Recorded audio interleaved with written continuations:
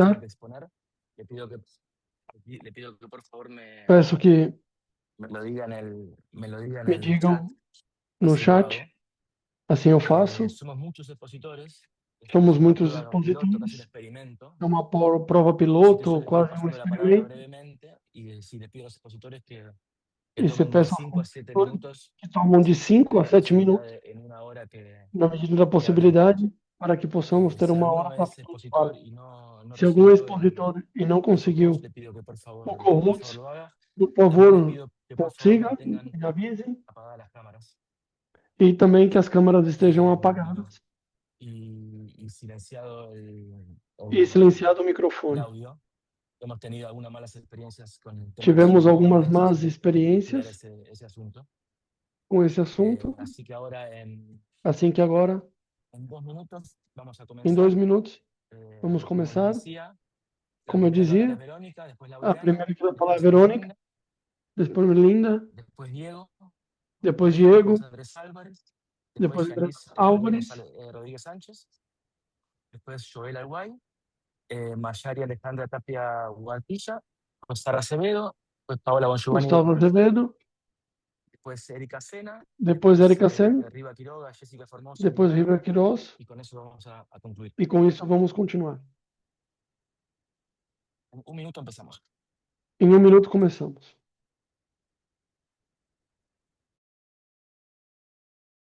Disculpa, buenos días. ¿Por qué medio ibas a mandar el host para compartir? Sí, ahora el mío. Gracias. Sí, para mí también, para poder compartir pantalla.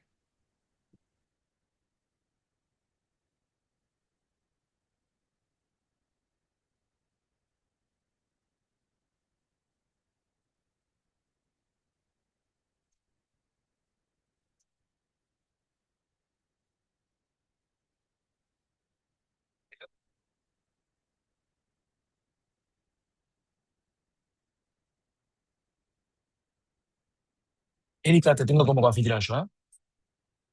Erika, você já está como co-anfitriã. Muchas gracias. Muito obrigado. Solo le doy en compartir. Y una vez que te presentes, sí. Así que les pido a todos que por favor silencien los micrófonos y solo habilite el micrófono quien tiene que poner. Claro, claro. Por favor, só abram os microfones. Quem vai falar, por favor?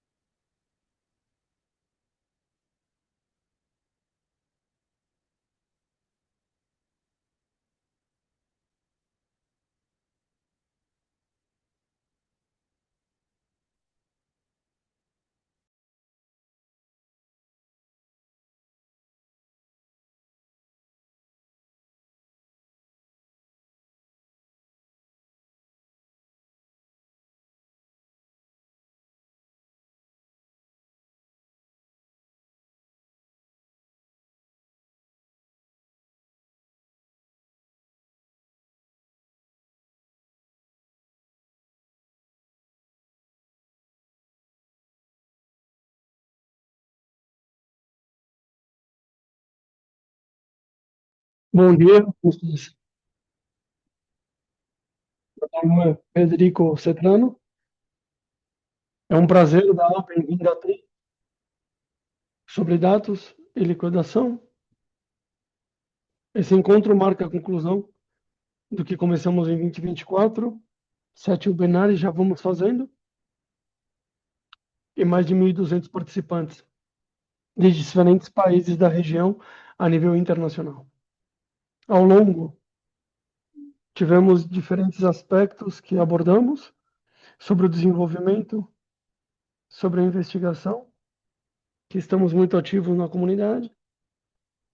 O encontro de hoje tem um formato especial e me parece muito interessante, que tem que ver com compartilhar alguns comentários que estão vinculados a uma série de webinários que fizemos, onde diferentes instituições, ferramentas e projetos em curso nos levaram ao progresso.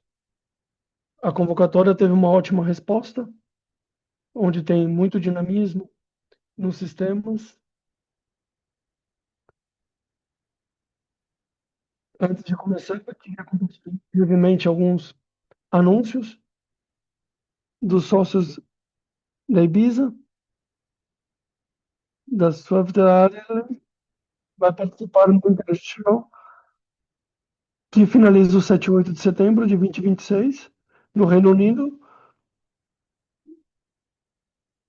É um espaço orientado para fortalecer a colaboração de quem vão participar, e, por outra parte, a grande ideia é anunciar de 8 a 6 de outubro vai ser aprovado formato presencial e virtuais aulas de semana, para ter uma melhor gestão em todas as redes da referência. E, naturalmente, de Ibiza e RDA, mas prontamente poderemos nos comunicar com essas iniciativas que fazemos em conjunto, que já temos mais de um ano. Agora sim, desculpa a longa introdução, um bloco de serviços comunitários. A primeira expositora é Verônica Fernandes, especialista em desenvolvimento de investigação, com ampla experiência no sistema de comunicação, para ter a ferramenta de gestão. Verônica, a palavra é tua. Obrigado aos outros, boa tarde, bom dia para os outros. Bom, vou compartilhar a tela e vocês me avisam se tem algum problema, ok?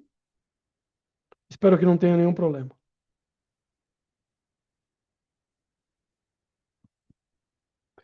Podem ver a apresentação? Ok. Olha, vamos à apresentação e a criação de como chegamos na conclusão também de uma, da necessidade de uma ferramenta de criação e manutenção dos planos de gestão de dados. Como já falamos, eu faço desenvolvimento de softwares para clientes institucionais e, neste caso, é um trabalho em conjunto com a biblioteca da Universidade do País Hispano. Ok? É uma biblioteca muito comprometida e, visto essa necessidade, vemos a biblioteca.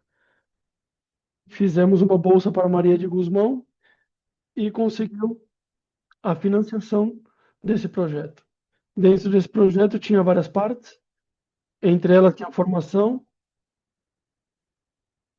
e a criação de desenvolvimento de uma ferramenta para que os investigadores pudessem realizar a publicação dos planos de gestão de jatas de forma simples.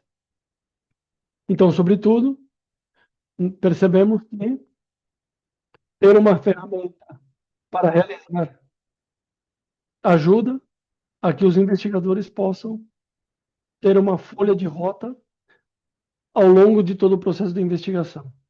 Que nos encontramos, como foi o que encontramos, que situações estávamos. Bom, principalmente quase todo mundo trabalha com a ferramenta EBP online e ligado à financiação dos projetos. Seu código está disponível. Também vi que tem uma apresentação da adaptação de outra ferramenta, que é outra das ferramentas que também se manejam no livro. Todas elas estão, em geral, com os investigadores em registros pessoais, nas plataformas alheias ou em plataformas alheias a que nós trabalhamos. Bastante problemas temos de identificação de autores. Para além disso, terem plataformas desconhecidas. Por outro lado, nos encontramos o problema das guias para elaborar os planos de gestão de dados. Cada investigador se buscava a vida de alguma maneira, e o que quer dizer é que encontravam por aí documentos em ordem, em Word, em Documents, que queriam utilizá-los como questioná-los ou como terapias ou como formulários para ir elaborando o seu próprio documento. Então, me parece muito bom, mas temos que ter uma maneira controlada e supervisada dentro de um projeto sério de investigação, certo? E logo também encontramos o problema de que algumas instituições financiadoras com os fundos europeus ou instituições de hospedagem queriam determinados formatos, determinadas plantas que tenha página, paginação, tipos de letra, na hora de apresentar a documentação de um projeto. Então, por isso, o que decidimos foi ir pela rua, pela grande avenida e fazer um desenvolvimento próprio, incluindo as necessidades que nós podíamos detectar nos nossos grupos de investigação. E nos encarregaram a colaboradora, o desenvolvimento dessa ferramenta para lá, criação e manutenção de gestão de jatos. O que é mais importante para nós é incluir as vontades das ferramentas que já vimos, mas controlar e aderir o que seja importante para os nossos investigadores. Então, essas características principais são que nos permita incorporar qualquer documento de plantilha, qualquer ajuda que possa encontrar na hora de preencher um plano de gestão de dados.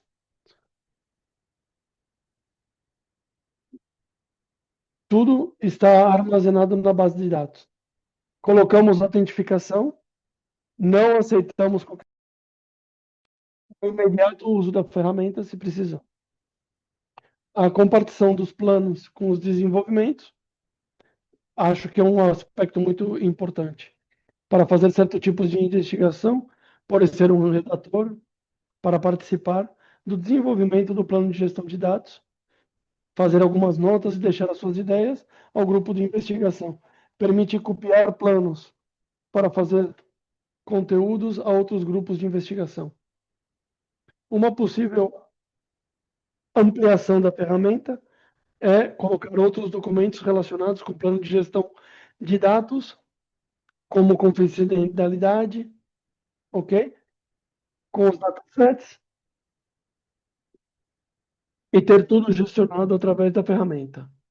E, em qualquer momento, pode-se gerar o PDF para ver como vai ficando tudo isso.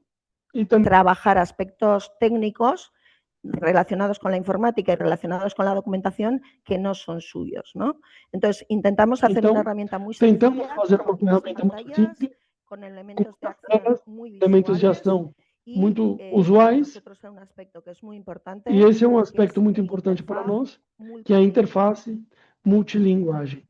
Sabe que no País Vasco tem um idioma regional próprio, trabalhamos também em castelhano, mas que muitas vezes os documentos que temos que fazer de projetos financiados têm que ser em inglês ou alemão, ou em francês. Então, essa ferramenta permite a convivência de 3 idiomas. Um idioma para interface, um idioma que possamos estar vendo ajuda, essa guia que diz o que temos que colocar no nosso plano, e no idioma que nós trabalhamos, o plano. Uma vez que já fizemos o login, temos um botão de conexão que podemos ver na tela e diretamente voltamos à ferramenta e voltamos à primeira tela da ferramenta. Nessa primeira tela, manipulamos os planos que temos, a colaboração. Assim, podemos ser o proprietário do plano, ou podemos ser um editor ou um leitor. Em função disso, vamos poder realizar as operações de criar, apagar ou descartar. Ok? Aparecerá o ícone correspondente, segundo o nosso rol, em cada um dos nossos planos. São passos muito simples que vocês não vão precisar estudar para poder entender ou realizar essas atos. Cada um dos planos que participamos, enquanto pensamos, na parte direita, quando clicamos, podemos ver o que está escrito no plano e os dados básicos desse plano. Quando criamos um novo plano, e aqui está o truco da ferramenta, o único que vai nos pedir é o vínculo e o plano ou que dias que queremos utilizá-lo. Essa informação é segundo para elegir a planta, segundo a base de dados. A ferramenta é adaptável em qualquer momento da sua vida, a qualquer nova requerimento de guias ou sistemas para poder fazer os planos de gestão de dados. Quando queremos editar, damos aqui clicamos aqui no ícone e passamos a segunda tela. A tela de edição, a tela de edição vai ter uma pestana, porque são aspectos diferentes. O primeiro são os detalhes do plano de gestão de dados, onde aparece a agência financiadora, as datas, etc. Não faz falta preencher nenhum dado para começar, podemos começar em branco. E depois podemos ir colocando informação para poder utilizar essa ferramenta como ponto de partida dessa folha que consideramos que é o plano de gestão de dados. Depois, vamos incorporando todo o equipamento, todo o time de investigação. Voltamos para clicar para não ter que preencher campos. Se não sabemos, clicamos e automaticamente nos aparece todos os dados relativos a essa pessoa. E se não, teríamos que preenchê-lo. Em cada momento pode-se incorporar, eliminar participantes no time de investigação. E por último, a tela mais importante para nós, que é onde vamos editar a gestão de dados. Essa tela de edição vai nos aparecer uma ferramenta jerárquica muito que podemos ir abrindo e pegando e podemos incluir até 3 níveis de 99 para zona única em 56 zonas guiadas. Essas zonas guiadas são as que vão permitir associar ajudas para que o investigador só tenha que ler o que tem aqui e, em consequência, poder ter a zona de edição. Isso é o que diferenciamos dos planos guiados. É o que nós já conhecemos todos. Segundo, explicar o FEIPA. Mas o que é explicar o FEI-Data? Temos que investigar uma série de perguntas com respostas, com as explicações pertinentes, da onde nós vejamos que é oportuno. Em função dessas explicações, o investigador pode ir gerando os seus textos. Inclusive, nessas explicações, já falamos que temos uma cabeça institucional e um determinado grupo de investigação sempre vai estar aqui. Toda a explicação técnica, acessibilidade, de publicação dos dados, podemos ter pré-escrita, mostrar ao investigador na zona de ajudas e copiar, pegar, colar na zona de ação, facilitando enormemente o trabalho do desenvolvimento desses planos de gestão de dados, ok? A edição HTML, que nos permite incluir imagens, tipo de letras, listas, negrito, qualquer recurso editorial que nós vejamos que seja oportuno. Ou alguém que saiba um pouco mais do tema, pode editar em HTML e corrigir ou adequar esse texto ao que se precisa nesse plano de gestão de dados. Todo o conteúdo. Verônica, temos que ir terminando. Essa é a última. Tudo que estamos vendo, guias que estamos aqui nos textos do investigador, ficam armazenados em bases de dados da instituição. Que isso eu acho que é muito importante. Isso é tudo. Ok? Muito obrigado. Qualquer dúvida, podem me escrever no e-mail e também tem a forma de me contactar de outra maneira. Podem pedir para mostrar e provar o aplicativo, podem pedir e nós podemos ajudá-los com isso. Muito obrigado.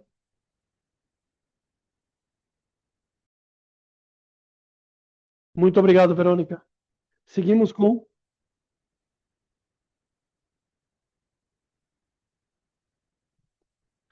Lauriane Gomes. São 5 minutos, porque somos 12 apresentantes e, como sempre, precisamos correr contra o tempo. Muito obrigado. Perfeito. Podem me ouvir? Sim, Lorena. Ok. Então vamos rapidamente. Muito obrigado a todo o time de referência online, Reza, por nos convidar a esse pitch comentário. Vou falar especificamente sobre uma experiência que tivemos que se chama RDMO, para geração, automatização e gestão de todos os planos de gestão de dados de investigação. Então, para arrancar, nós, na Colômbia, em uma rede que falamos que tem a Laurela aí, e podemos ver, em 2022 e 2023, se fez um acompanhamento do Estado colombiano para criar uma criação de dados de investigação. Está no portal, vocês podem ver aí, o que fizemos em 2022 e 2023, e o importante esclarecimento para toda a comunidade colombiana, que era um dado de investigação mostrando, está muito claro aí, e todos os componentes associados, para as instituições entendessem que a gestão de seus produtos intermédios tinha alguns processos que tinha que ser feito para ser desenvolvido. Dentro dos documentos se gerou uma guia, que está pública também, é a guia para a gestão de investigação do Ministério de Ciências e Tecnologia. Vocês podem ver 17. Esse documento está público e é acessível para todas as universidades da América Latina e Europa que queiram olhar o conceito do que se fez aqui na Colômbia. Para gastar os planos de dados de investigação e se fechou o conceito uso de utilidade. Basicamente, esse documento que se fez é o plano de gestão de dados, é um documento vivo, um documento que está claro que está em e uma parte importante do que está aqui estruturado é que esse documento estruturado deve ser legível, um bom formato, não é pegar um Word, pegar e já, porque isso tem que ser feito em uma estrutura que possa mudar de diferentes sistemas de investigação. É vital para a investigação. Segundo, é o alcance, mostrar todo o ciclo de vida dos dados da investigação, para poder ver o antes e o depois, o que vamos fazer com dados e o que vamos fazer para trabalhar.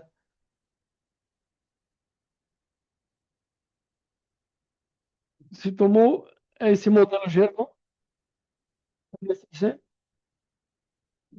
do Reino Unido, onde tinha 8 níveis de campos, 8 níveis de categorias com as quais teriam que ter para poder gestar um plano de dados.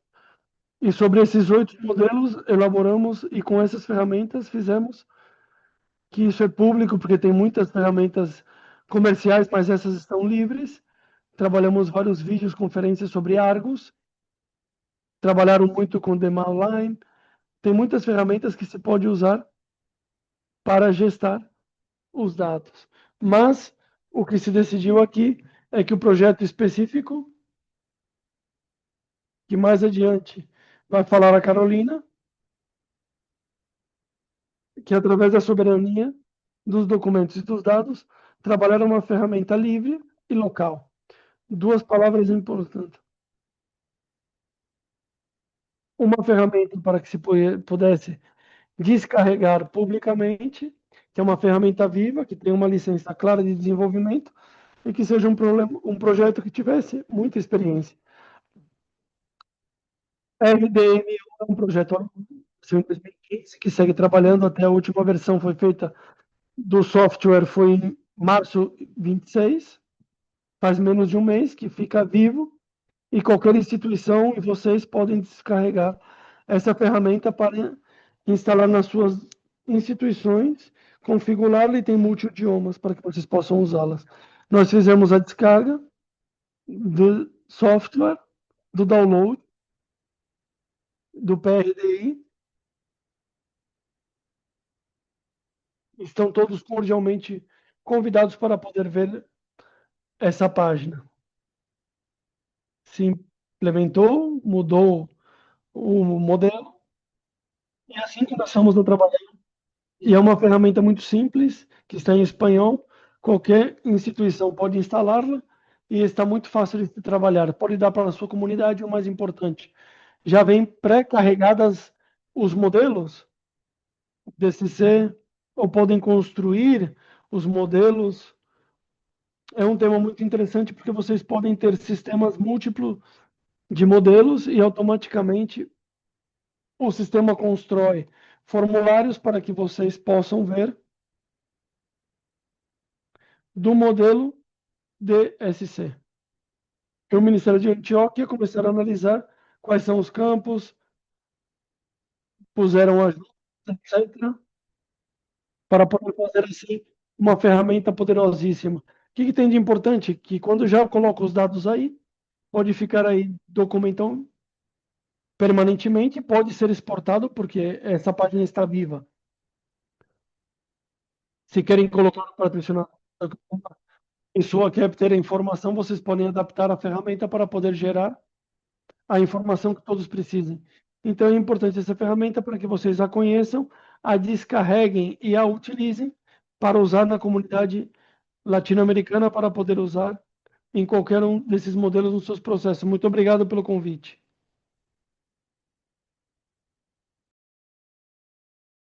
Desculpa o tempo. Laureano, seguimos. Ermelinda Peralta,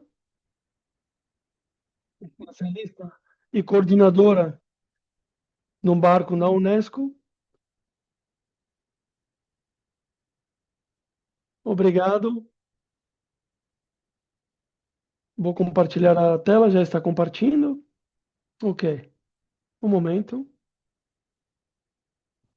Ok. Bom dia, obrigado a todos pelo convite. É um espaço onde Panamá tenta compartilhar seu primeiro através. E daí, o programa de intercâmbio internacional de dados e informação na Universidade de Panamá. Nós somos partes do time da entidade do Panamá e se faz ponto estratégico disso. Nesse sentido, levamos um ano de implementação, onde pudemos estabelecer o primeiro Centro Nacional de Dados Geográficos na nossa região e, a sua vez, através do programa IODES, em Panamá, acreditada.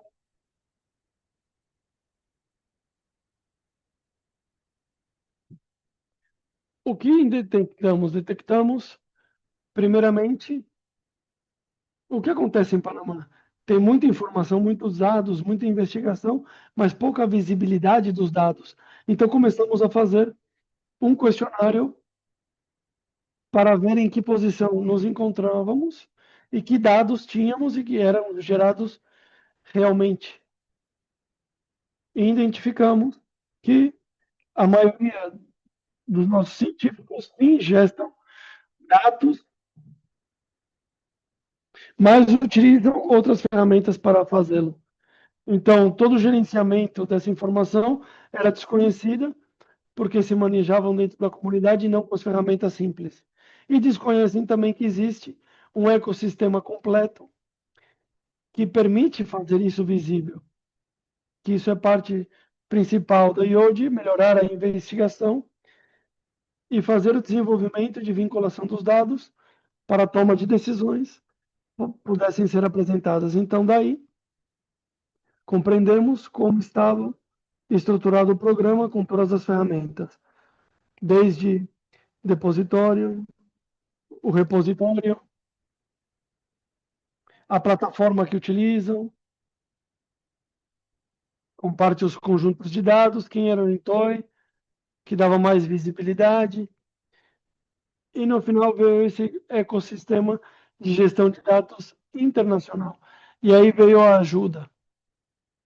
Mas cada uma dessas estruturas estavam fracionadas. Não existia uma conexão para poder desenvolver e aplicar o princípio. Então, avaliamos cada uma dessas ferramentas e começamos a ter articulações de instituições não governamentais, como o Instituto, a Autoridade de Panamá, a Universidade Tecnológica, onde buscamos fortalecer isso.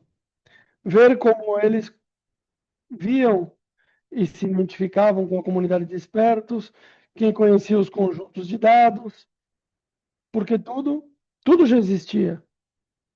Não nos correspondia a nós pegar nada, senão somente diminuir essa brecha para poder criar as oportunidades. Então, começamos assim o projeto através do diretório, de aspecto que tinha informações fracionadas, os expertos não eram realmente validados pelas instituições, era em conjunto com o escritório da Secretaria de IOD, que começou o processo de limpeza dos dados para poder canalizar as primeiras instituições. E daí começamos outro processo de avaliação, tanto da Universidade de Panamá, da Universidade Tecnológica e da Autoridade de Recursos. E que identificamos? Identificamos que tinha material que estava dentro da linha de investigação, dos conceitos de ciências marinhas, e procedemos a colocar essa informação ao repositório de desenho, com a informação vinculada com as instituições, que tinha sido através dos perfis, assim o que fizemos daí, que através do repositório, cada uma das comunidades tinha uma visibilidade através da linha de investigação, validando-se frente à comunidade. Logo disso, fizemos um estudo, uma avaliação também, do que vamos fazer se essas investigações estão publicadas. Mas as entrevistas que tivemos com alguns investigadores, identificamos que os dados recolectados de maneira manual não eram considerados como dados importantes. Para eles, o resultado da investigação publicada tinha, com isso, eles pensavam que era suficiente. E como falou a Verônica, nós tivemos, na prática, a informação de como podemos gestar os dados, e é realmente complicado adaptar-se a esse novo processo para poder aprender ou maneira como ou como se formou de acordo com as instituições, porque cada uma tem a sua própria regra. E em vista disso, que já mais ou menos levamos um ano, buscamos a maneira de como esses dados que já estão publicados pudessem ser compartilhados. Então, utilizamos o uso de inteligência artificial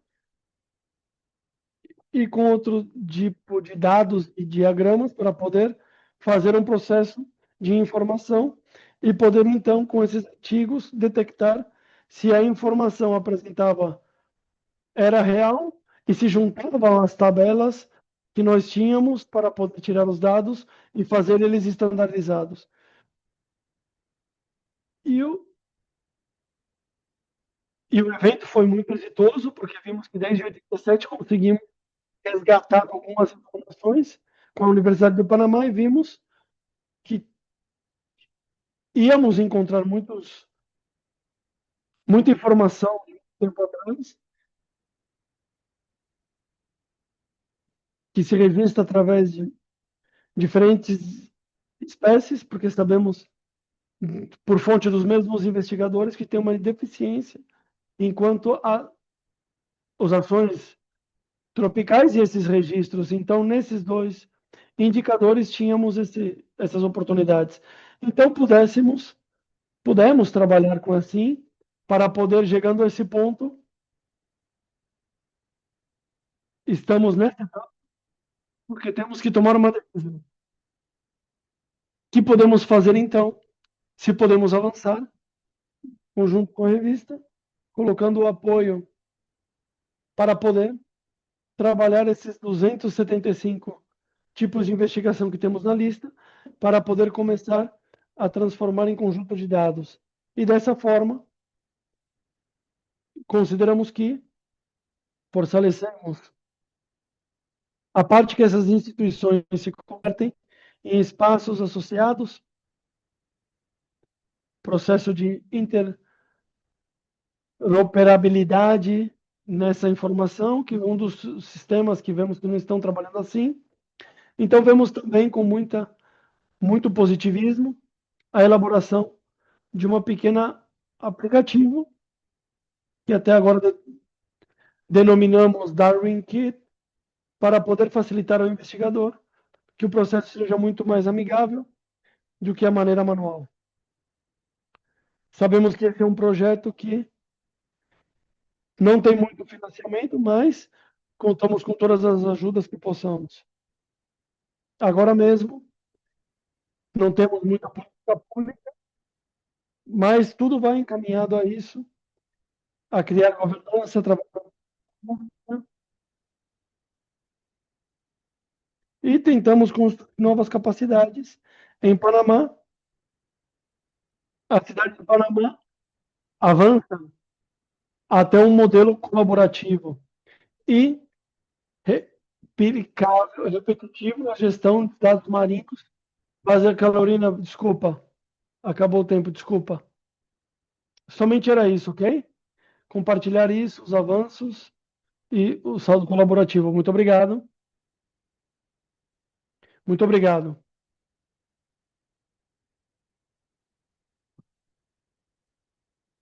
Seguimos com Diego Floreiro, da importância para o depósito de autos abertos públicos. Diego, pode começar quando você quiser. Ok, obrigado. Já está o meu cronômetro para poder cumprir com esses 5 minutos. Então, aqui, esse é o tema. Passamos aqui. Isso eu quero compartilhar com colegas de...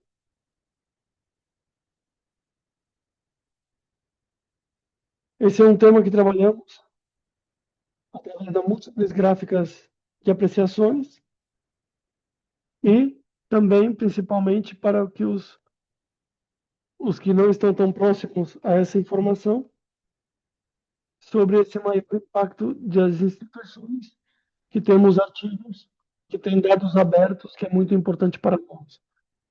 Então, nesse artigo, que eu estou compartilhando já faz alguns anos, fizemos repositórios para que a nossa trajetória pudesse ter como ciência básicas as informações necessárias, como incluir isso.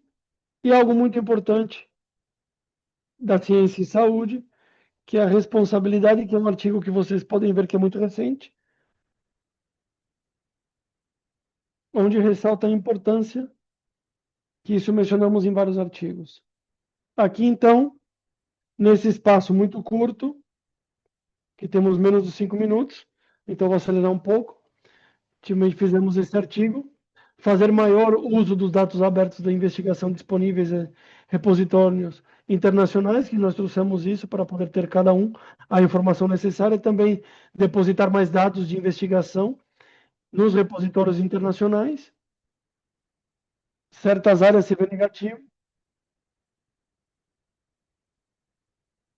Também promovemos, fortalecer os repositórios de dados abertos de investigação, e também sempre convidamos todos os estudantes para que se capacitem mais, aos nossos estudantes se preparam de pós-grado para poder ter esses dados abertos de investigação na ciência aberta. Mas os nossos artigos sempre ajudamos com isso. E para terminar, aí estão meus dados de contatos, aí está meu e-mail para que vocês possam me contactar, qualquer dúvida que vocês possam ter, para ver as importâncias dos projetos que estão abertos aí. Muito obrigado. Excelente, Diego, obrigado. Aproveito para dizer que não vamos ter espaço de perguntas, porque são muitos participantes, então não vamos ter espaço de perguntas. Quem quiser perguntar, pode escrever no chat e depois nós responderemos. Muito obrigado. Seguimos com a Universidade de Antioquia.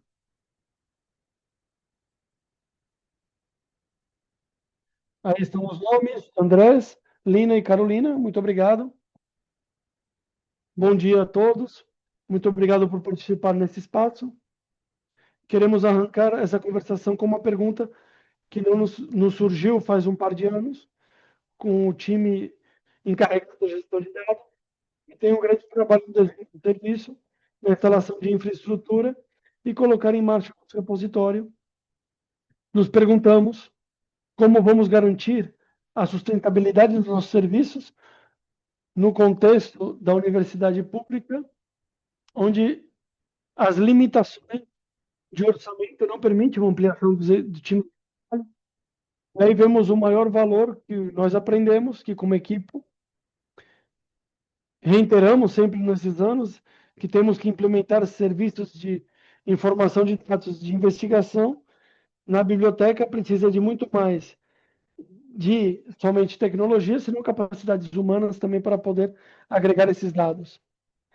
A aplicação efetiva para poder enfrentar alguns desafios, particularmente com os centros da América Latina, que têm limitações orçamentais, marco regulatório que estão em construção, e a cultura acadêmica que se está transformando através da ciência aberta. Nesse caso pontual, na Universidade Antioquia, é uma instituição pública líder na Colômbia e sempre consegue ir atrás desses desafios. Temos mais de 269 grupos de investigação, com uma infraestrutura para poder investigar.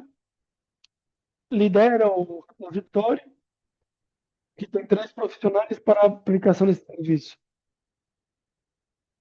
Faz o diferencial operativo e desenhar uma estratégia que nos permita fortalecer a capacidade institucional instalada para conseguir dar conta dessa demanda.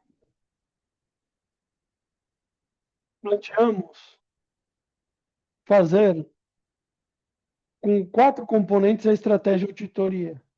Um diagnóstico para identificar a competência e transferibilidade das pessoas, o mapeio de conhecimento desde os rolos do sistema de biblioteca e as brechas de conhecimento dos profissionais da informação frente aos dados.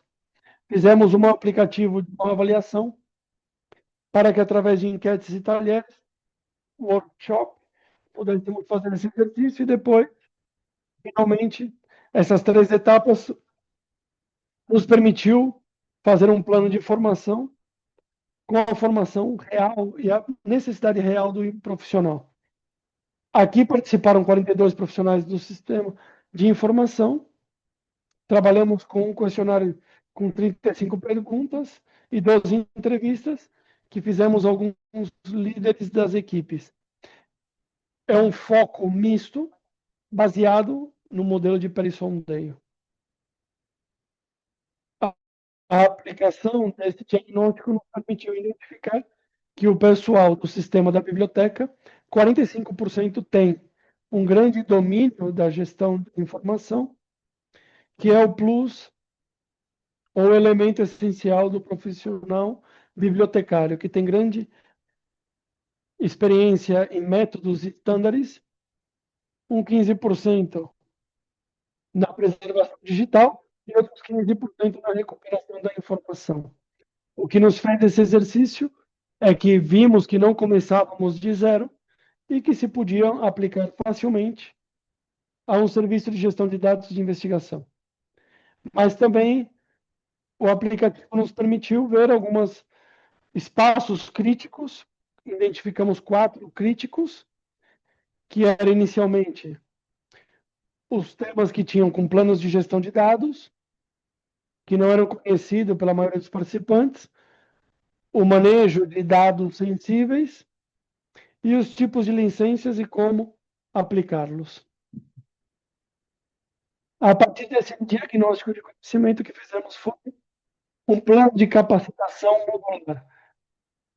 Fizemos um nível básico intermédio para poder aprender das plataformas, o plano de gestão de dados, e um segundo modelo, um nível avançado, onde trabalhamos no ciclo de vida dos dados, a seleção de gestão das licenças e a seleção das licenças. Todo esse plano de formação fizemos através do KIRPAC de 4 níveis, onde através do nível de redação revisamos qual era a atitude das pessoas que participaram no espaço de formação e que foi muito positivo, que foi um plano de formação muito bem recebido. E tínhamos um segundo momento, a avaliação, que era o processo de aprendizagem, e que utilizamos ferramentas interativas para poder validar a importância do tema. E num terceiro momento de avaliação, vimos a conduta e logo colocamos ver os conceitos e práticas do espaço de formação vinculados ao sistema de gestão de dados de investigação. E, finalmente, o resultado objetivo através do que se cumpriu. Que impacto teve esse diagnóstico? Em primeiro momento, a optimização do talento bibliotecário existente, vendo novas capacidades, redução na necessidade de novas contratações,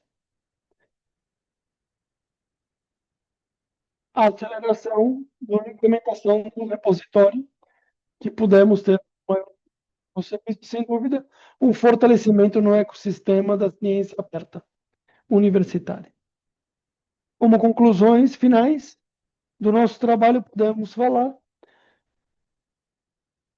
identificar de maneira simultânea fortalezas, brechas de conhecimento, de exposição do pessoal, e com ele tomar decisões estratégicas formais. E também o sistema de bibliotecas Antioquia nos mostra que é possível mostrar um serviço de gestão de dados, as capacidades humanas existentes e implementar de sustentabilidade estrutural. Somos retrointerativos, que não é só a formação inicial, senão que está atualizando-se continuamente, para poder ter um intercâmbio geral e real. E, finalmente, a nossa abordagem sistêmica, que vai mais além das bibliotecas, e tem políticas institucionais, cultura acadêmica ou infraestrutura tecnológica. Vamos com essa última frase. As capacidades humanas são um eixo transversal para avançar no ecossistema de dados abertos e garantir a sua sustentabilidade. Aqui está nosso time de trabalho para a gestão de dados e o nosso contato de e-mail, como vocês podem ver aí. Muito obrigado.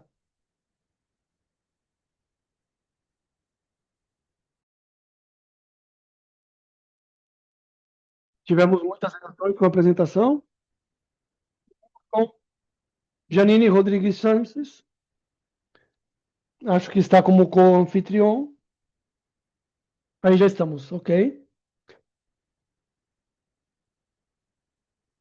Olá, sim, podem me ver? Estou compartilhando a tela? Estão vendo minha apresentação? Muito obrigado por esse espaço, muito interessante. Eu sou Janina Rodrigues Sanches, e nossa experiência colaborando com introduções de investigação e centros de investigação, detectamos muitas coisas que a região se investiga mais do que parece, se publica muito mais do que se reconhece, e as métricas que temos hoje nos mostram realmente que está muito por debaixo da nossa capacidade. E nesse processo, um dos aspectos fundamentais é que não existe tal ciência invisível na investigação, senão, como nós estamos observando hoje, investigação científica, está falhando muito como estamos olhando a investigação. Um dos grandes desafios que encontramos para o desenvolvimento é a fragmentação de conhecimento, dividida em repositórios, bases de dados comerciais. Outros dos desafios que estou convencida que também dá esse problema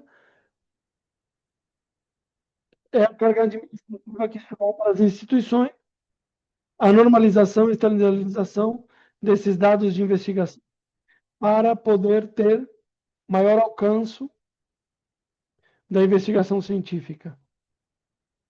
Um dos desafios que fomos falando... Janina, desculpa, se você está compartilhando a tela, não se está vendo. Não estou compartilhando. Obrigado.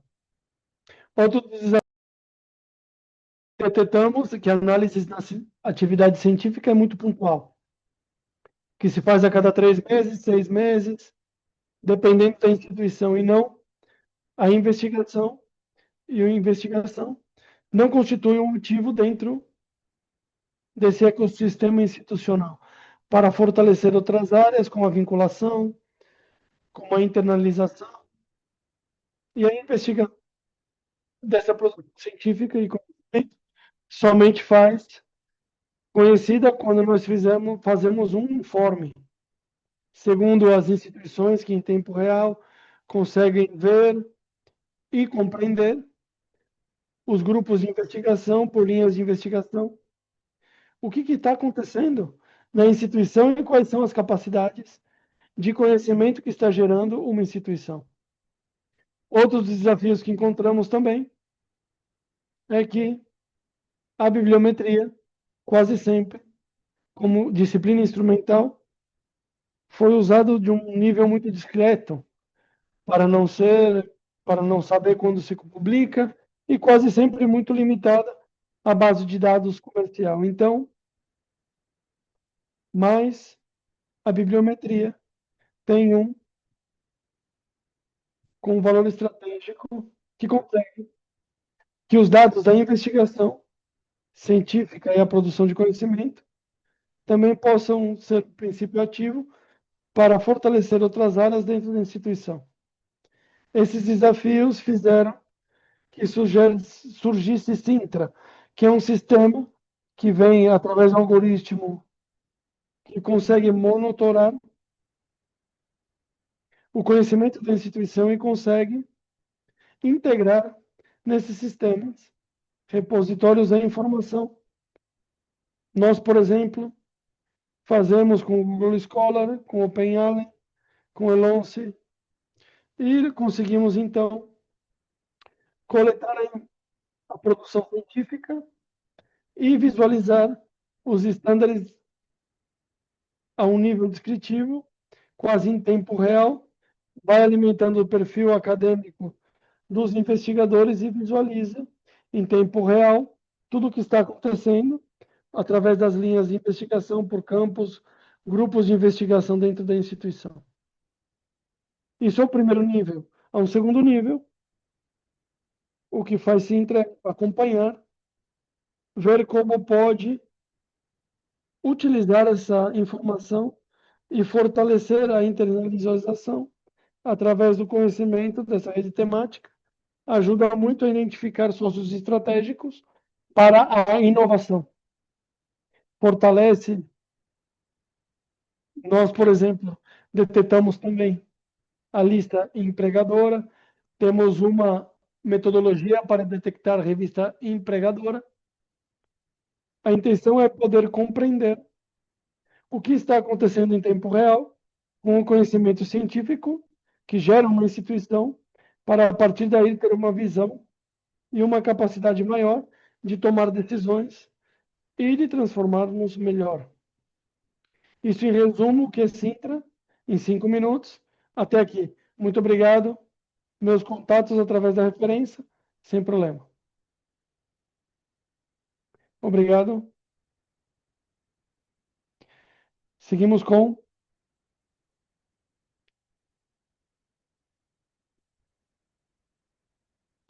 Lourdes Batista.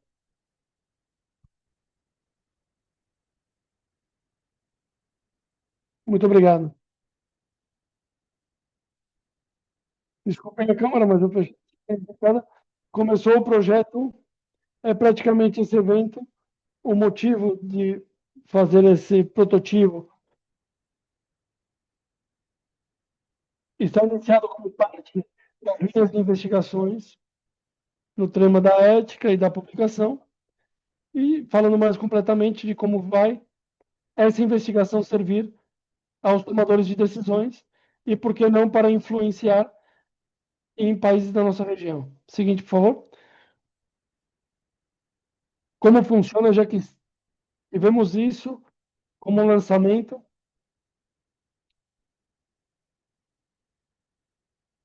O público objetivo para quem vai dirigir bibliotecólogos, colegas, investigadores de web, a fim desses temas, como consomem os dados.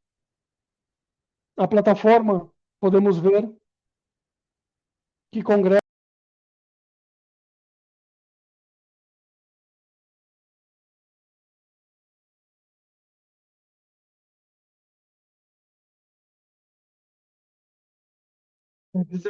tem muita informação que somente estão, por exemplo, nos olhos que estão aqui, em nenhuma fonte. Outra fonte mais adiante, e fontes comerciais via app. A tecnologia mostra a aplicação está feito baixo a linguagem de redes.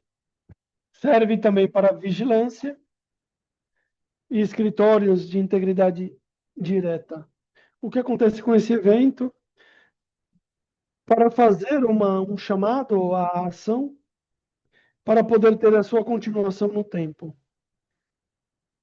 Isso é muito crucial para poder seguir. Seguinte. De momento, o protótipo é básico, tem 3 menus unicamente, matéria de busca, que pode ser global, ou através do uso do que são os filtros avançados, como está no screenshot, e o resultado da busca. Tudo isso é exportável e aberto totalmente ao uso da ciência aberta. O último que agregamos é o acadêmico, teórico, o que quer dizer esse evento, mas também é o sustento de ter as opiniões das academias e a propriedade intelectual, que também pode estar em caminho. Seguinte, por favor. Sobre os dados, olha como está a situação na região. Então, não podemos só ficar nos dados. Como esses dados e a situação dos países da região pode influenciar nisso? Tivemos no Peru, desde este ano, tem um documento supremo, normativo, que praticamente está penalizando a investigadores de universidades que tenham publicação de tipo de retroativos. Se espera fazer muitas melhoras mais adiante, como que mostrou na tela anterior. Já estamos na linha, todos estão bem-vindos para poder aceder ao aplicativo e poder compartilhar a ideia. Aí está o meu contato, para ver que a utilidade realmente seja para quem precisa, e isso podemos ir melhorando conforme vocês precisam. Seguinte. Isso é um chamado de atenção no sentido de que isso vai ter uma continuação sempre e quando se diga a quem deve chegar. Na oficina, nos escritórios de ética, financiadores, agências, para poder assim conseguir financiamentos que não sejam públicos. O que acontece com um projeto financiado com fundos de governo e que termina como um paper? Aqui temos a base para poder pôr os dados de decisões do início da investigação. Através da investigação de ética, também podemos agregar aqui. Fazemos um chamado de atenção, mais uma vez, à ação para poder marcar aí a sua presenciação o seu feedback para que possamos ir melhorando todos os dias. Se vocês puderem, por favor, compartilhar no chat do enlace e vamos concluir com essas reflexões. Brasil, México e Colômbia são os que têm mais retroações, mas Peru está na cabeça de certo modo, porque já começou com essa normativa que, de certo modo, possa fazer investigação nesse tipo de publicações. Então, esperamos que seja complementado isso em todos os países e possamos ter mais informações que não sejam de revistas fraudulentas.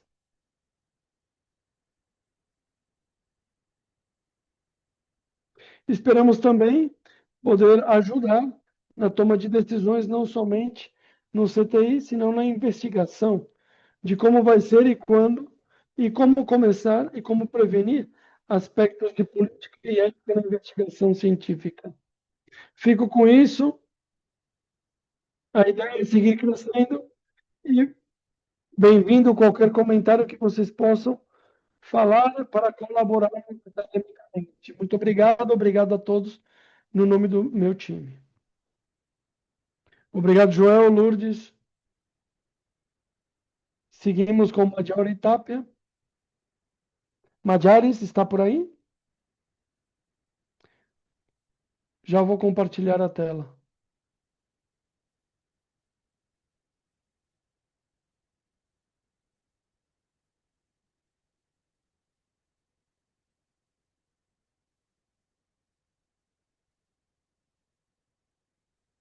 Podem ver a tela?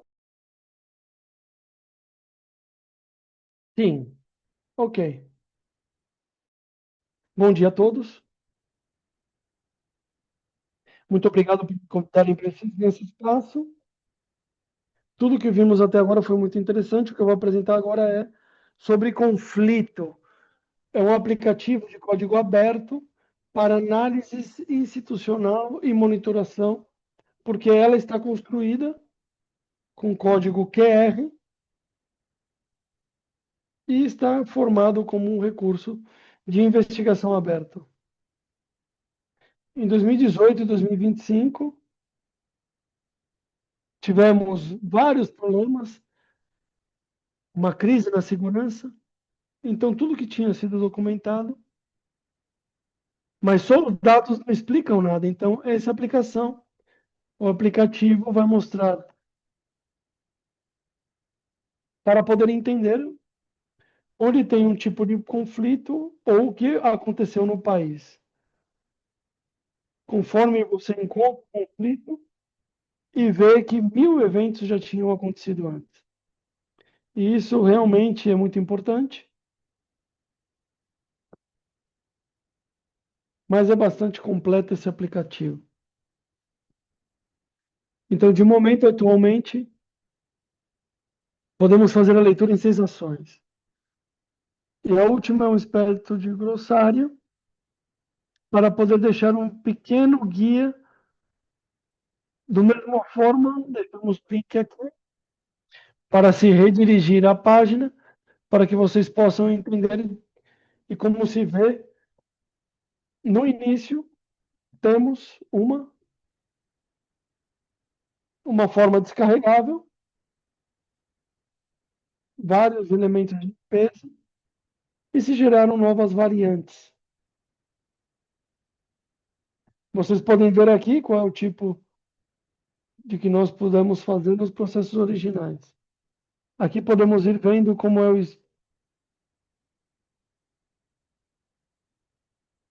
começará apresentando-se mediante perguntas, como eu posso mudar a conflitividade, e dessa maneira vamos conhecendo as variantes, junto a uma pequena interpretação mais teórica. Então, isso é uma pequena explicação para vocês verem como é o aplicativo. Nessa primeira sessão, isso é muito rapidamente. Podemos ver agora que atualmente a gestão está vendo, por exemplo,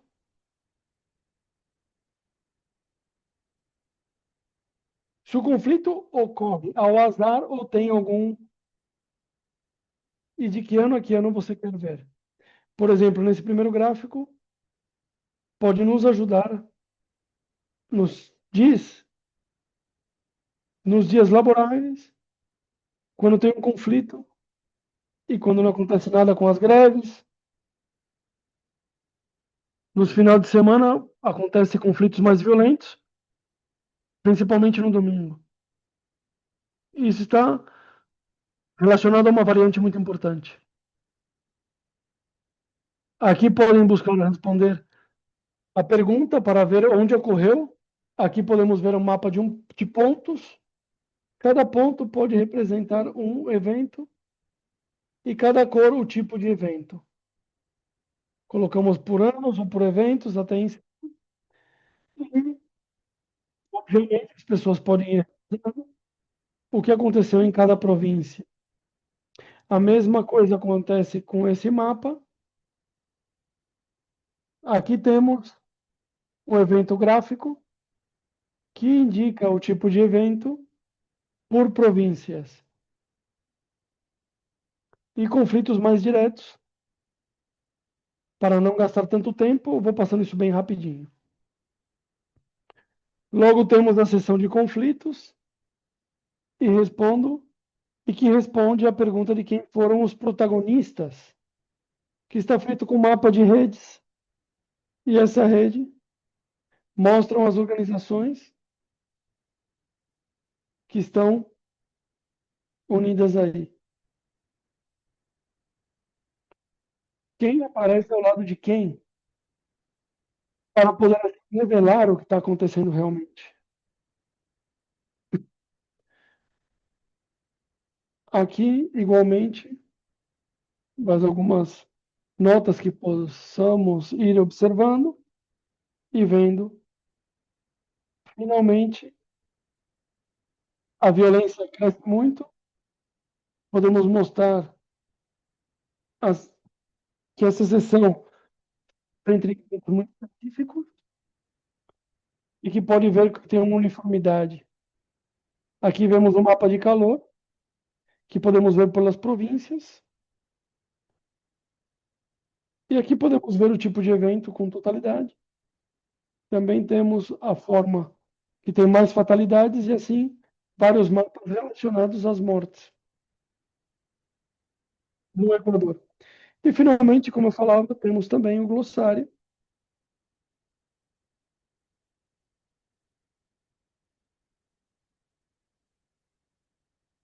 E com isso seria tudo. Muito obrigado. Seguimos com Sara Zemer, Valentina, na Universidade Católica de Chile e Ciências Naturais. Sara, está por aí? Oi. O meu Zoom está pedindo reiniciar para compartilhar a tela, ou que apresente o segundo grupo e depois eu venho e troco com eles. Ok. Perfeito. Então seguimos com Paola ou Giovanni Duque.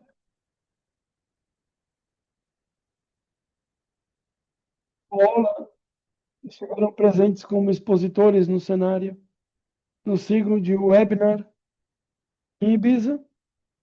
E também gostaria de dizer, e aproveitando isso, que o seminário teve muita visualização, está subida na web para que todos possam todos os vídeos. Então eu vou passar agora o link no chat para que vocês possam ver. Todos os vídeos têm sua canção em espanhol e em português e a tradução desses idiomas. E nos próximos dias também vamos resumir para que vocês possam ter à mão. Assim que Paola, Giovanni, quem puder apresentar, seja bem-vindo e muito obrigado por estarem aqui. Muito obrigado. Conseguem ver a tela? Sim. Bom, vamos contar a nossa experiência na Universidade Nacional de Rosário, que é uma universidade importante na Argentina, 13 unidades acadêmicas e mais. e para contar sobre o nosso repositório de dados, senão para especificar sobre a estratégia que nós temos para comunicar a existência desses dados, porque sabemos que não alcança com garantir o acesso aos dados abertos de investigação, senão que também é preciso ter outras estratégias, explicar o seu valor, promover a reutilização, uma vez que está aí, e como fazemos para que isso chegue a diferentes comunidades. Essa prática de comunicação que fazemos no repositório de dados acadêmicos da universidade mostra que as histórias de dados se geram não somente através da visibilidade, mas promovem boas práticas na gestão de prática e constituem a consolidar uma estrutura institucional com responsabilidade social. E agora eu dou a palavra aos meus companheiros. Ok. Bom dia. Nós consideramos que a difusão dos dados são conteúdo de valor, já que nas redes sociais circula muita informação falsa desde a universidade. Para poder ter as bases fiáveis é uma grande virtude. Então, desde que criamos no ISO 2022, colocamos em dados, de forma coloquial, características dos dados republicanos. E faz 2 anos começamos a elaborar juntos, aos investigadores, uma série de vídeos onde eles são os protagonistas e contam na Câmara em primeira pessoa do que tratam a sua história de dados. Então, explica sobre os dados publicados, porque são importantes, como se pode reutilizar. E o enlace que estamos mostrando, queremos mostrar que tão poucos, com somente publicados em Instagram, alcançamos mais de 15 mil visualizações. E para benefícios dos investigadores, puderam ver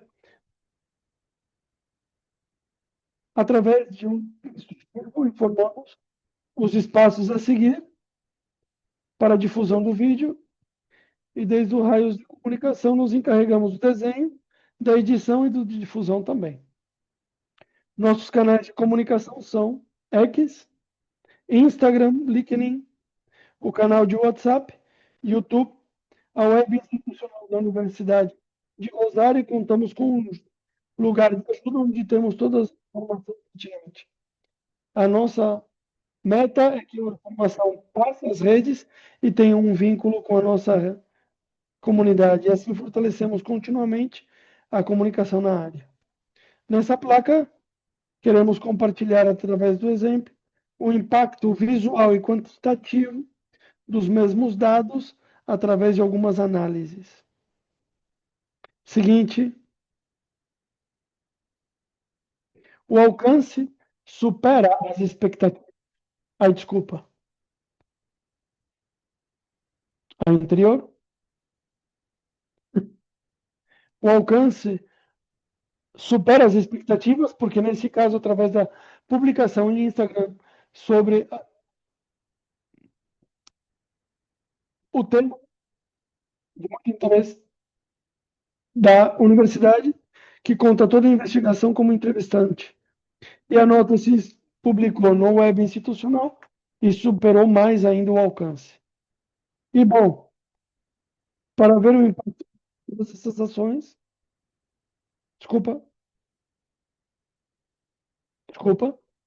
estava em silencioso, comparamos o que aconteceu, os ingressos no repositório no dia anterior e o que se aconteceu no último dia. E, segundo esse reporte, subiram mais de 46% nos acessos. Foram direto ao dataset, estávamos difundindo e vimos que os adultos tiveram um alcance muito mais direto através dessa compartilhação de dados. Vemos que esse modo de trabalho que nós levamos tem o seu sustento em diversas investigações, como nesse estúdio, que mostra como o ENAR utilizam diferentes canais para definir ciência, e ademais também, já que nós usamos o Instagram, é um pouco para utilizar aos investigadores. E, bom, para terminar, como dizia a Paola, a nossa missão é que não alcança somente ter os dados abertos, senão que o nosso desafio é que contem história e, ademais, a comunidade possa reutilizá-lo. Então, convidamos a todos a visitar o nosso sítio web para poder ter algumas experiências e vejam como nós estamos conectando a investigação com o público. Muito obrigado, Paola. Excelente como sempre. Agora, podemos seguir, Sara? Se me escutam? Muito obrigado, Sara. Oi, bom dia. Bem do Chile. Eu sou Sara Azevedo e represento o comitê editorial da International Journal de Agricultura. Quero compartilhar um pouco a experiência que tivemos reflexionando através da inteligência artificial até o momento. E como, brevemente, vamos apresentar a revista. Nós somos uma revista que está desde a Faculdade da Pontífice da Universidade Católica de Chile. Usamos projetos todos 100 e estamos no BSAI, entre outras. Bom, o que enfrentamos ao ter inteligência artificial nos nossos processos? Primeiro, nos perguntamos como isso vai afetar o nosso fluxo de trabalho, no nosso enfoque ético, na nossa originalidade, no momento de publicar. E como proteger a identificação de cada um dos investigadores. Então, tivemos 3 ações, que primeiro foi determinar o que faziam outras revistas. A ideia era ver qual era a consciência em geral e explorar o funcionamento de ferramentas online versus offline. E, finalmente, gerar uma guia diferenciada, com comentários e recomendações para autores, editores e revisores da revista. Com respeito aos autores, o consenso geral do que concordamos como revista,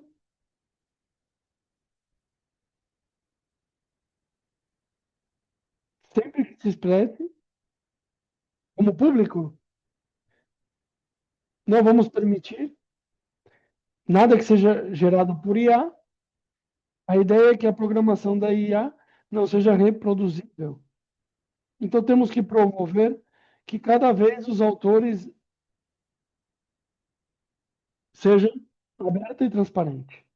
E também apresento um paper que faz umas semanas em Nature. Também declarar que toda a referência que é utilizada, gerada por IA, é de forma indevida. E nós, muitas vezes, temos que lidar com esses problemas.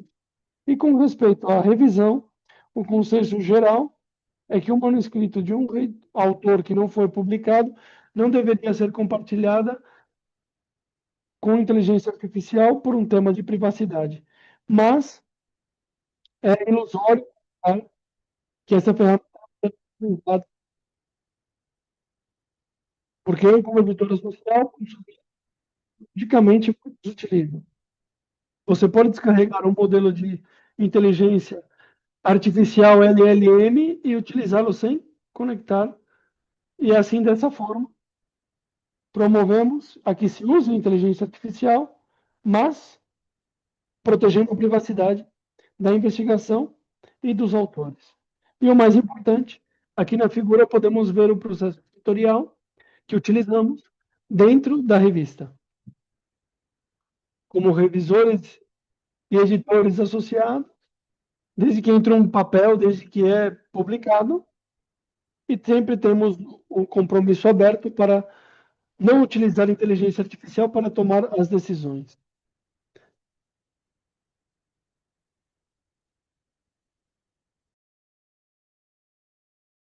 A decisão deve ser pela editora social, junto com os revisores, e nunca por uma inteligência artificial. Isso também foi parte da reflexão. Aqui tem um resumo dos compromissos. Nunca a IA vai substituir a responsabilidade humana. Um dado, uma hipótese tem que ser gerada pelo conhecimento e abstração de um humano, de um investigador. É muito importante a proteção de dados, Por isso, não vemos o uso aí, mas podemos com essa ferramenta, estamos explorando, também vendo as consultas para ver como funcionaria, mas nunca vai se utilizar para toma de decisões. E como chamado geral, e nós convidamos que todos têm que proteger os dados editoriais, proteger a integridade do registro também. E como redondeamos isso?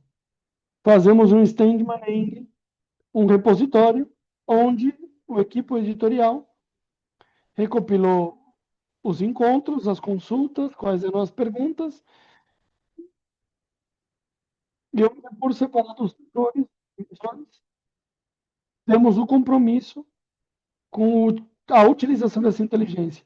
A Valentina, que está aqui, vai compartilhar o link, que já foi arquivado, até que possa ser citado, e se alguém precisar mais informação do nosso processo, estamos muito interessados em interatuar com vocês. Muito obrigado ao Clube de Editorial e convidá-los a que, se vocês têm temas de agricultura, a publicar conosco. Muito obrigado. Excelente, Sara. Muito obrigado. Temos duas apresentações últimas. A seguinte. Érica Sen, da Universidade do México. Está por aí? Bom dia. Vou compartilhar a tela. Vem a minha tela? Sim. Bom dia. Agradecer primeiramente a RDA, a empresa e a referência, por aceitar a minha proposta. Bom, eu vou apresentar um sistema de ecossistema baseado em ciência aberta na cidade de Juárez. Devo dizer que conto com o apoio institucional para poder, primeiro, realizar análises para implementar essa proposta. Estou estudando o meu doutorado no Centro de Investigação, mas levo mais de 20 anos trabalhando na Universidade. De fato, hoje cumpro 21 anos que trabalho aqui. Por isso, eu vou implementar esse modelo nessa instituição. Como objetivo é propor um modelo de ecossistema de ciência aberta a partir da análise, como boas práticas, e da análise da situação atual, enquanto as condições normativas e constitucionais, enquanto a infraestruturais, se contempla analisar digital, técnico, humano e os culturais, e como o conhecimento que têm os investigadores e pessoal involucrado no processo investigativo, enquanto a ciência aberta. Entre os problemas detectados, é uma adoção limitada, a um que é a ciência aberta, e eu tenho o respaldo da Unesco, e centros de investigações. Só duas instituições importaram, e a Universidade Autônoma da Cidade de México contam com um escritório de ciência aberta. Também esse tipo de modelo tem barreiras comerciais, mas, sobretudo, se enfrenta a falta de política institucional que impedem uma opção integral desse sistema.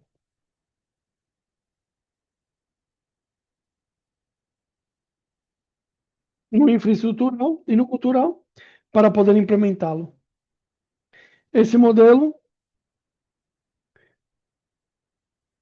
fortalece a colaboração da rede de investigação e investigadores,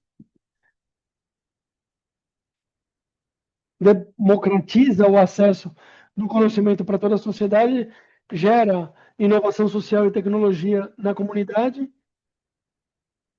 transparência dos processos de evolução, divulgação científica, vínculo social com a ciência, impacta os setores estratégicos como a saúde, E o desenvolvimento sustentável também permite utilizar os dados para gerar nova ciência e conhecimento e reduz a dependência de modelos comerciais de publicação.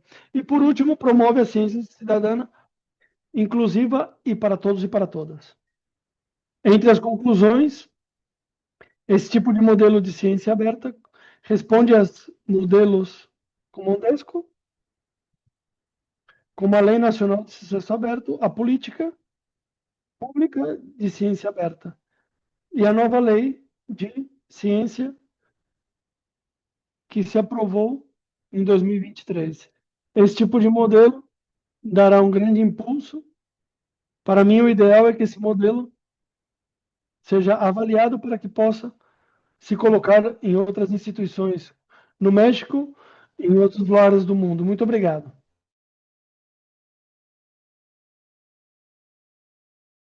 Vamos agora à nossa última apresentação.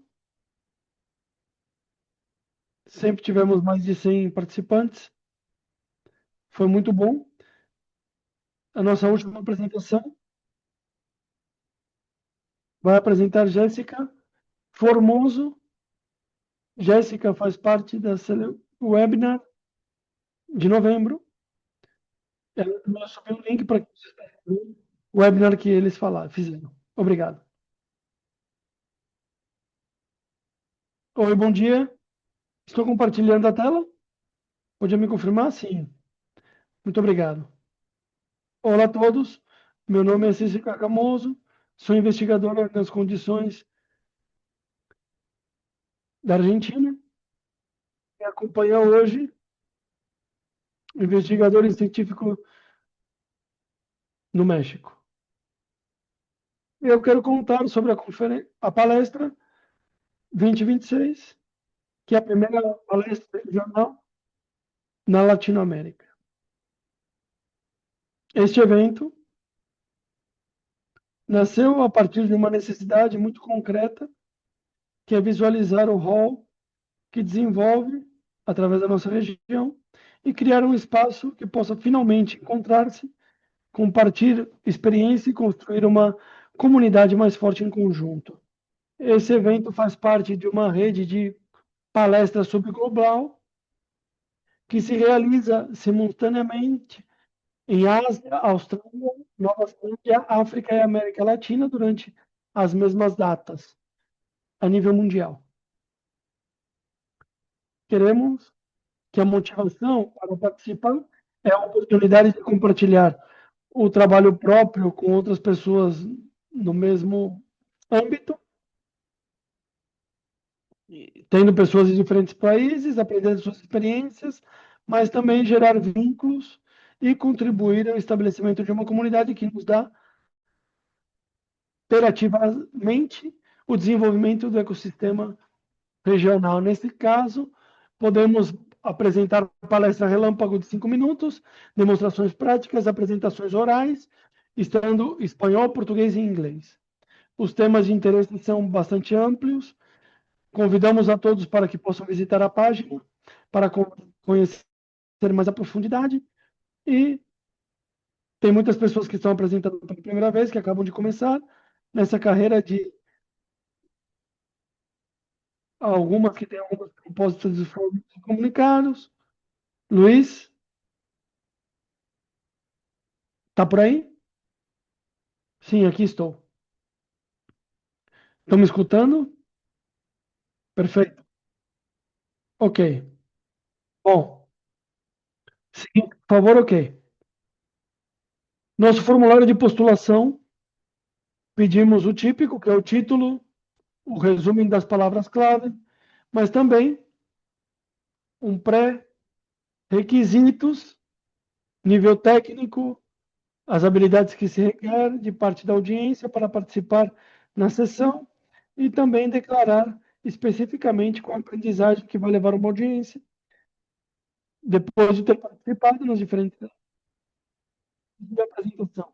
E muito importante que pedimos que mencionem os esforços que estão fazendo para ter a certeza que o conteúdo que vai ser apresentado seja acessível.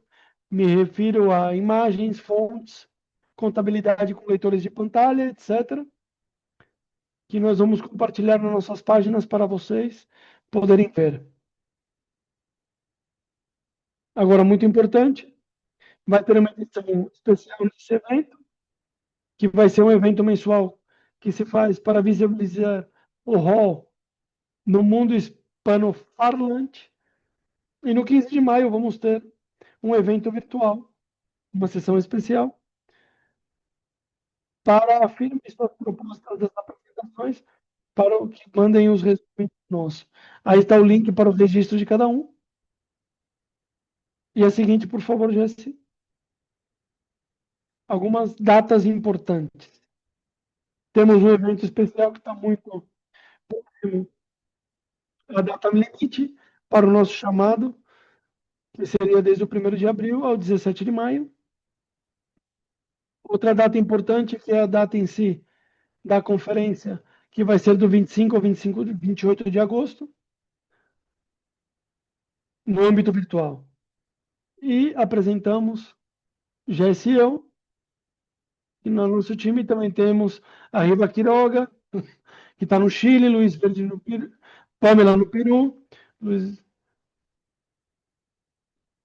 todos trabalhamos em dados, todos trabalhamos na ciência, e tanto usamos como mantemos software, e mencionam algumas comunidades aqui amigas, próximas, que estão vinculadas ao evento, e a RC Latinoamérica, como é Chile, a RCS Argentina, e o grupo de Pallades Buenos Aires. Deixamos por aqui. Aqui estão os meios de comunicação, de contato e as nossas redes. Aqui esperamos seus trabalhos. E muito obrigado.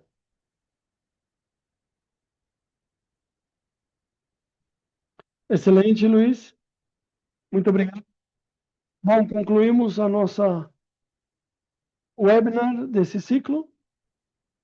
Realmente foi muito exitoso. Será que realmente saiu muito bem? O que ele falou aqui parece que teve excelente resultado e foram ótimas apresentações, adequadas ao tema. E na verdade que estou muito contente por ter mais de 100 participantes. Bom, seguramente será até a próxima. Muito obrigado. Saudações a todos e todas.